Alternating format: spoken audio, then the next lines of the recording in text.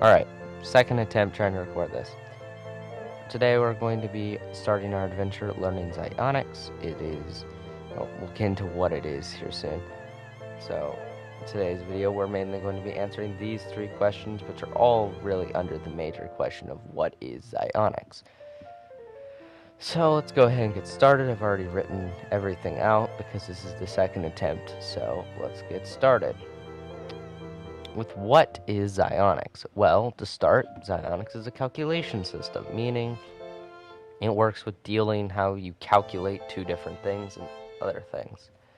And to be more specific, Zaionics is a calculation system centered around values and signs. Alright, so it works with values and signs, but what is a value, what is a sign? Well, we'll get more into specific in the next episode with that. Alright. Now, we shall say that a value is not always a number. This is an important concept if you're trying to learn Zaionics, and something you will probably mess up at some point. Assume a value is a number and then mess up your calculations. It is important to remember that a value is not always a number. Next, Zaionics is not based directly on evidence and use, but rather it is notatable and can be defined. Now, this is going to be one of the main driving things with Zaionics, and the main thing that makes it different from math is this statement right here. You'll see that in the math versus Zaionics, or I guess it's labeled Zaionics versus math section. But here, this is just the main rule and thing you should remember as well. Because it's easy to get caught up on the idea of why that has no purpose. But again, you're missing the point if you start to talk like that in Zaionics. Alright, the next point is 1 plus 1 equals 1 is a valid statement even if it is false. And this isn't really trying to describe that, because in math you could even say that it's a valid mathematical statement, but it's not correct, so you're probably going to get attacked for it.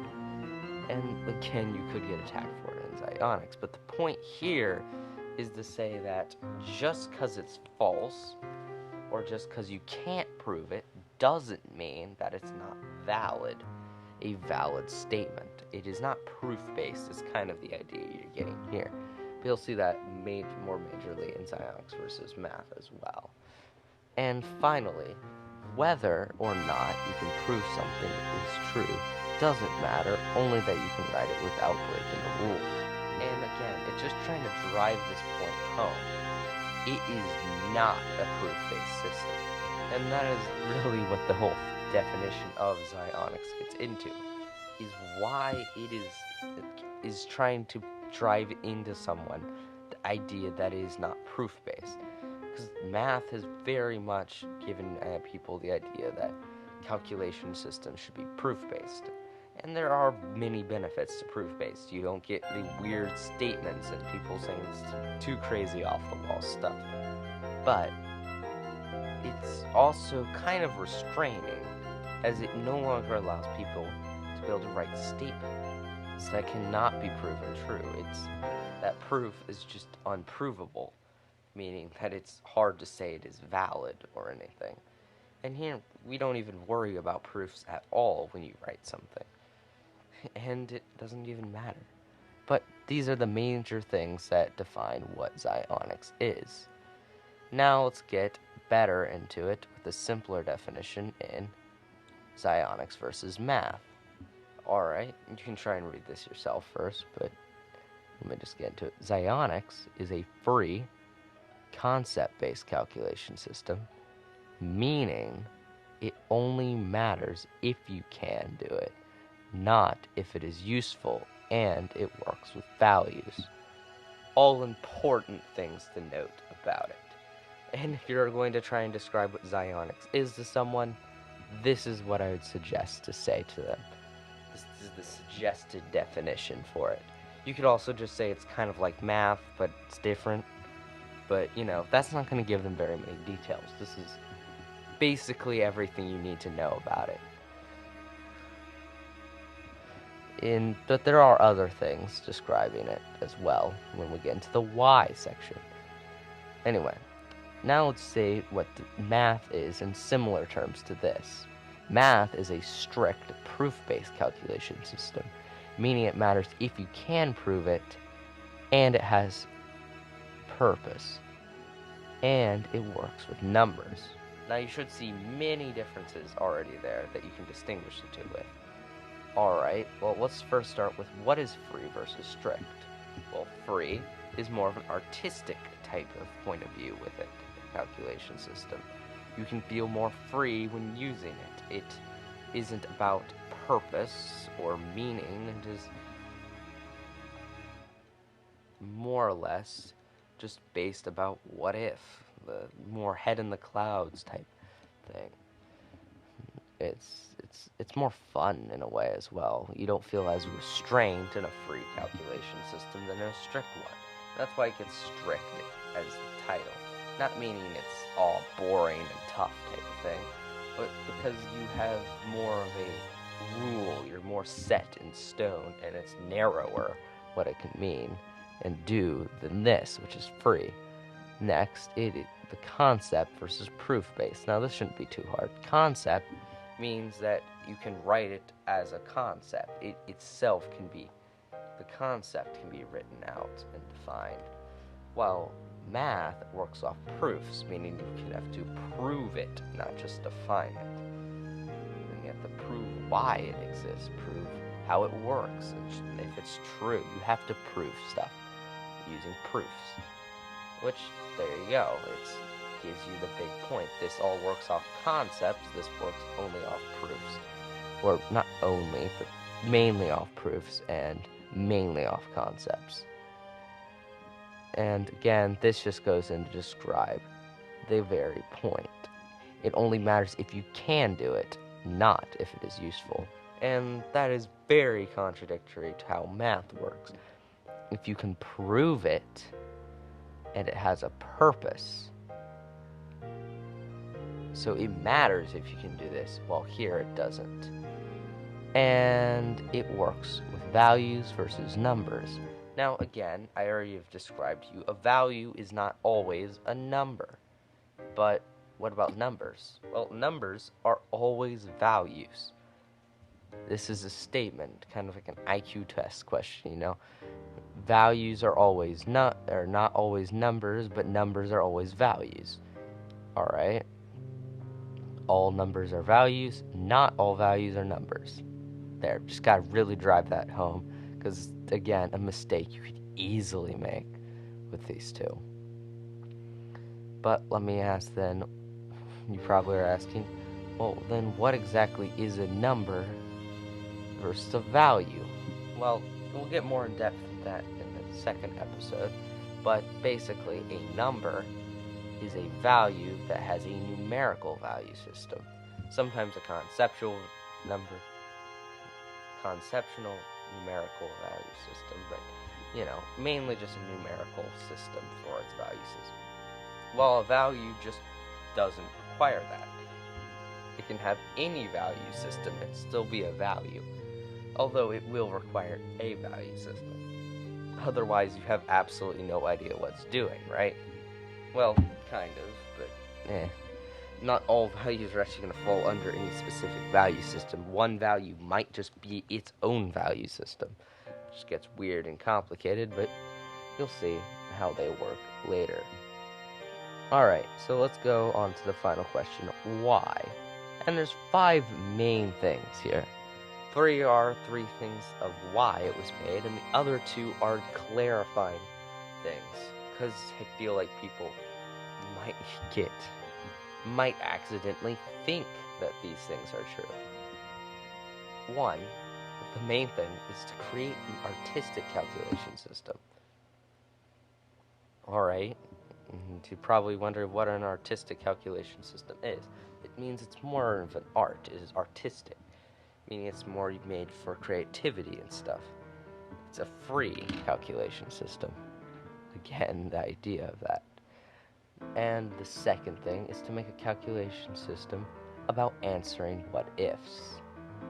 Alright, so it's more designed to answer a what-if question than math is in the end. It's for what-ifs. What if an apple is blue?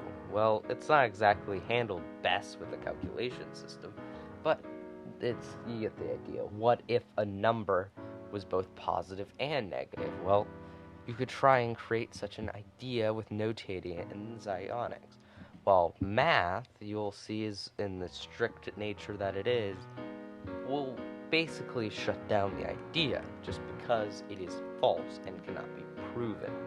But the concept exists, so it will work, and you can answer the what if finally, or the final one that's made for is design a way to deal with non-number values.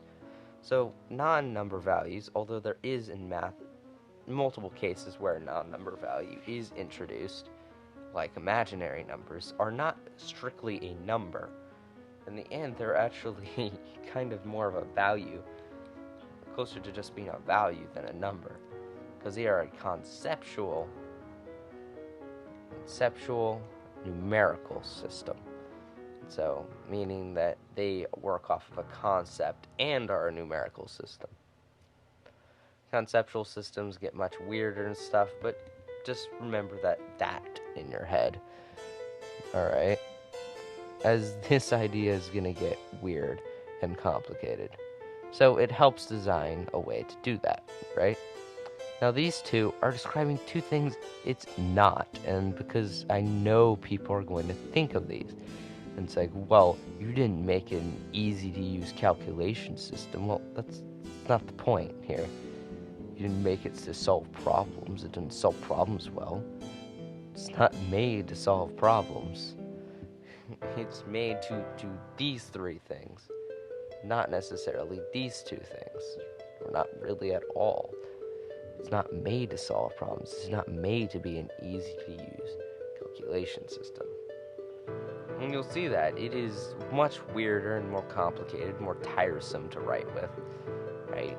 Problems and stuff with it than math, and that's because math does fit these two, not really these three. So it is kind of the exact opposite of math if you think about it as a calculation system and the why of it. Math is made to solve problems. Math is made to be an easy-use calculation system. And by that, I mean not that the formulas and stuff, it's going to be easy to do, but it's still easy to use. It's not pain to use it. But